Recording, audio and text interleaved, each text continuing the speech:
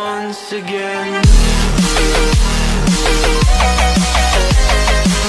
नमस्कार, जय श्री राम मित्रों, आज मैं आपके सामने एक पुराना प्रसंग लेके आया हूँ।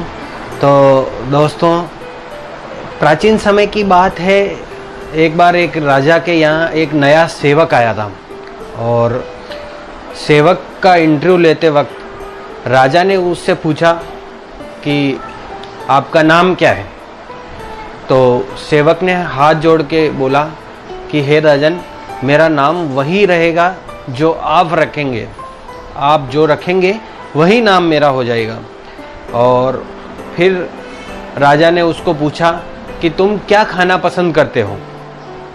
तो सेवक ने कहा कि हे राजन, मुझे आप जो खिलाएंगे वही अच्छा लगेगा। तो राजा ने उसे अगला प्रश्न किया कि तुम्हें कैसे वस्त्र पहनने अच्छे लगेंगे। तो सेवक ने कहा कि हे राजन, सेवक की क्या इच्छा, जो आप मुझे पहनने के लिए बोलेंगे देंगे वही मैं पहन लूँगा। तो राजा ने उससे कहा कि तुम कहाँ रहना पसंद करोगे।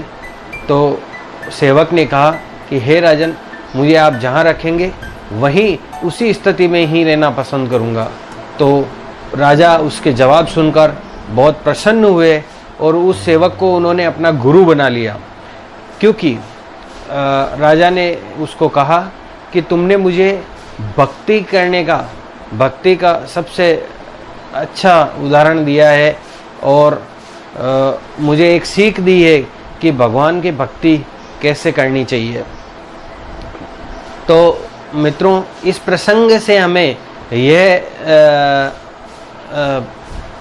अच्छी बात जो समझने को मिलती है वो ये है कि हमें भगवान के सामने कभी भी कोई अपनी इच्छा, कोई अपने प्रश्न, कोई अपनी मांग, डिमांड रखते हुए कभी भी भक्ति नहीं करनी चाहिए। भक्ति सदैव निस्वार्थ और निश्चल होती है, तो ही वो भक्ति कही जाती है।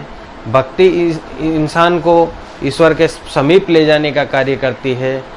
तो हमें कभी भी भगवान के सामने अपनी इच्छाएं या अपनी भौतिक आवश्यकताओं की डिमांड नहीं रखनी चाहिए और हमें एकदम निस्वार्थ भावना से भक्ति करनी चाहिए। जय श्री राम।